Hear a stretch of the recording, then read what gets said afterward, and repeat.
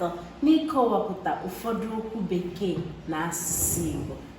Eji m n'aka na unu amarachala aha ụmụ ọma mụ na ha nọ ebe a n'ụbọchị taa, ya mere ka anyị gbapụ ya ọsọ. Na-ajụ unu na-eme gịnị? Na-asa. Kedu ihe a na-akpọ condolence n'asụsụ Igbo? Mgbarụ. Bụ ezigbo nwaafọ. Condolence bụ mgbarụ. Kedu ihe a na-akpọ wrestling n'asụsụ Igbo? Ịgba mgba. Mere nke ọma. Wrestling bụ ịgba mgba. Kedu ihe a na-akpọ gluttony? Onye akpịrị. Ịsụ ụsa. Imetere ya. Kedu ihe a na-akpọ coordination n'asụsụ Igbo? Nchịkọta ọnụ. Nye m aka. Coordination bụ nchịkwa ọdịmma. Kedu ihe a na-akpọ poem n'asụsụ Igbo? Poem. Abụ. Mere nke ọma. Kedu ihe a na-akpọ drama n'asụsụ Igbo? Ejije. Drama bụ ejije n'asụsụ Igbo. Kedu ihe a na-akpọ sin n'asụsụ Igbo? Sin. S-I-N. Njọ. Kedu ihe a na-akpọ cap maọbụ hat? Onye ọbụla enweta nke mara.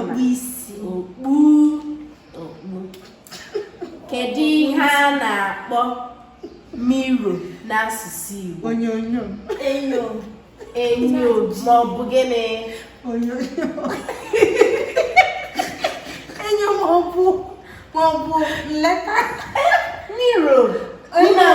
Maọbụ ugegbe.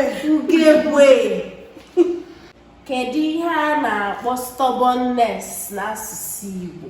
Isi nga. Ka isi na-edebe ọdụdụ ka ọ dị ka ị na-esi ngo.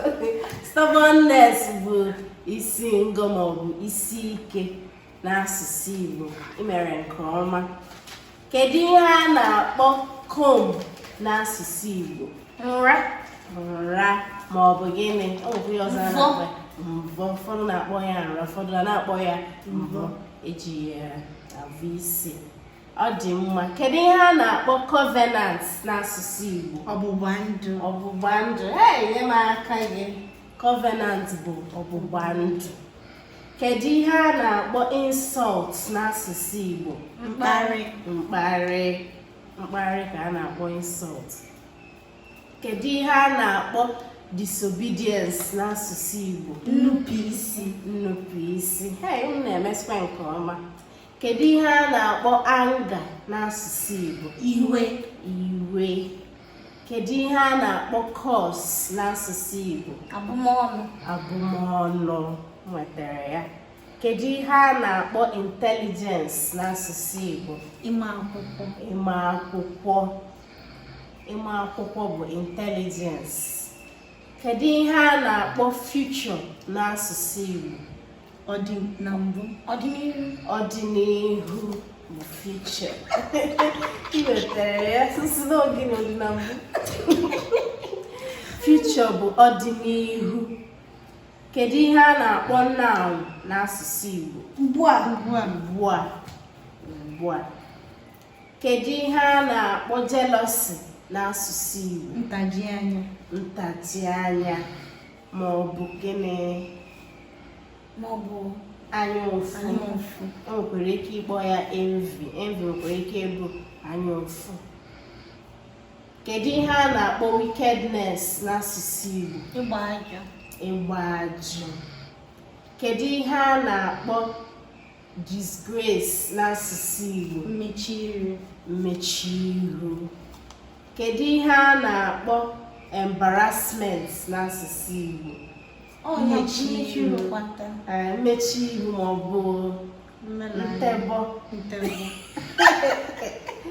Kedu ihe a na-akpọ lame n'asụsụ Igbo? Ngwụrọ. Kedu ihe a na-akpọ rainy season n'asụsụ Igbo?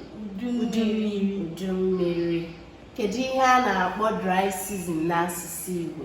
Ọkọchị. Kedu ihe a na-akpọ harmattan n'asụsụ Igbo? Ụgụrụ. Ngwa kụpụrụ n'onwe unu aka. Ọ dị mma ndị ọma na-ege anyị ntị. N'ebe a ka anyị ga-achịkọta ajụọ aza. Eji m n'aka na unu mụtara ọtụtụ ihe site n'ihe ndị a anyị kwugasịrị n'ụbọchị taa.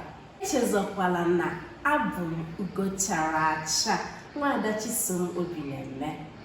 Ugo chara acha adịghị echukwa na-echi.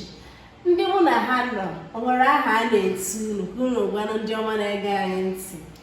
A na-etu m ọnụụgụ mma zụrụ ahụ. Ewo, ọnụụgụ mma zụrụ ahụ. Daalụ n'ihi na isonyere anyị nke ọma. Kedụkwanụ nke a na-etu gị Ezinne? A na-etu m mkpụrụ mma. Ewo, mkpụrụ mma zuru gị n'ahụ nne. Daalụ maka isonye m. Ka emesịanụ.